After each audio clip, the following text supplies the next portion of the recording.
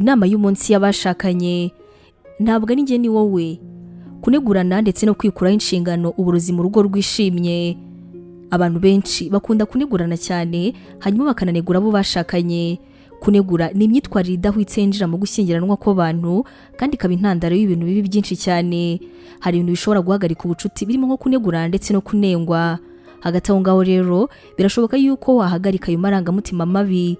Nta muntu n'umwe ushimishwa no kunengwa cyangwa se kunegurwa, ariko noneho bikabaza cyane iyo ubikorewe n'uwo mwashakanye, bigaca intege iyo ubikorewe n'umuntu wishimira cyane kurenza abandi. Banza bwa mbere wibaza uti ni iki gituma umuntu anegurana?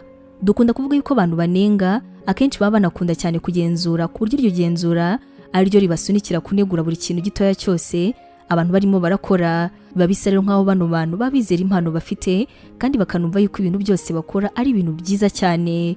Buri gihe rero igenzura cyangwa se kunegura byita ku bintu byinshi cyane kandi bikaba bituma abantu rwose badashobora kwishima. Ushobora gusanga we n'uwo mwashakanye mwarabaye mwishimye, mwarizeranaga kandi mwarabwiranaga amagambo meza. Gusa ariko igihe muzatangira kunegurana ni ibintu rwose bizaba bigiye gusenya umubano wanyu mu buryo bugaragara. Wakwibaza uti ni iki wakora kuri uko kunegurwa? Ubundi mu mibanire myiza y'abashakanye ni byiza yuko wakwihanganira kutanegura uwo mwashakanye kandi ntubike inzika. Abaneguranyi akenshi bategura ibyo banenga batya. Wenda akavuga ati ndagukunda cyane ariko ndashaka yuko hari ibike wimenyaho bidatunganye. Biriya bintu rwose ni bibi. Uburyo bwo kumwiyegerezamo ntabwo ari urukundo washyize imbere. Mbere ya byose ni ngombwa kureba yuko mwashakanye adahangayitse kandi ari mu bihe byiza. Ni byiza kandi kumenya urugero uneguraho uwo mwashakanye, ukamenya yuko mwashakanye afite ibibazo, bikaba binagusaba kuganira nawe kandi ikiganiro kimwe ntabwo kizakemura ibyo bibazo byose. Ibiganiro byinshi nibyo bishobora kuguhishurira ibimuhangayikishije kandi ukanavumbura impamvu yamutera biri utari kwishimira. Uko iminsi ihita, bino biganiro bizagufasha kugabanya amakimbirane mu mibanire yanyu. Hanyuma none ni gute wagabanya kunegura umugore cyangwa se umugabo wawe? Mu gihe cyose muzamukorera hamwe, ni ngombwa yuko mugira umutima wo guhangana n'uko kunegurana kuko bizabafasha mu buzima bwanyu. Banza wige gutandukanya urwenya hamwe no kunegura uwo mwashakanye.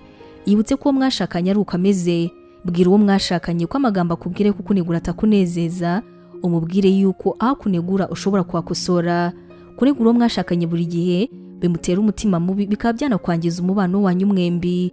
Kuganira n'uwo mwashakanye ku myifatire afite ni byiza cyane kandi mugomba gufata ingamba zo kugerageza koroshya umutwaro, kandi ntabwo mugomba gutuma uwo mwashakanye atangira kumva aremerewe. Ese uwo mwashakanye arakunegura cyane, none si icyo kibazo ubashije kugikemura? Turaza kwishimira kumva igitekerezo cyawe. Imana iguha umugisha. Ubu butumwa mwabuteguriwe kandi mwabugezwagaho na Nemi Evangelical Ministries International, ariyo magambo ahinnye izwi nka Nemi.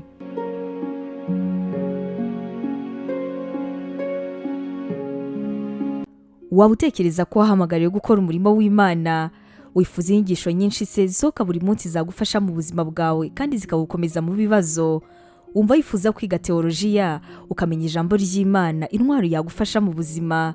Duhereye kuri kino kibazo cya nyuma, niba igisubizo cyawe ari yego, ngufitiye inkuru nziza cyane. Tugufitiye ishuri ryiza rya teolojiya kandi wigira ku buntu. Mu ishuri ryacu harimo porogaramu zitandukanye zirimo nka pastoral studies. Ubu ngubu akaba ari uburyo wakwiga kuba umuvugabutumwa mwiza cyane. Tugufitiye kandi biblical studies, iguha amasomo atandukanye ajyanye na Bibiliya. Uzanasanga kandi Christian counseling, zikaba ari inama za Gikristo zizagufasha mu buzima bwawe kandi zigawukomereza umutima. Gusobanukirwa neza ibi, wasura urubuga rwacu ari rwo wa@nemibibleinstitute.com, cyangwa se nanone ukaba watwandikira kuri WhatsApp ari ikimenyetso cyo guteranya 141 232 650 Wanatwandikira kandi kuri nemevangelism@yahoo.com. Tuzishimira gusangira nawe ijambo ry'Imana.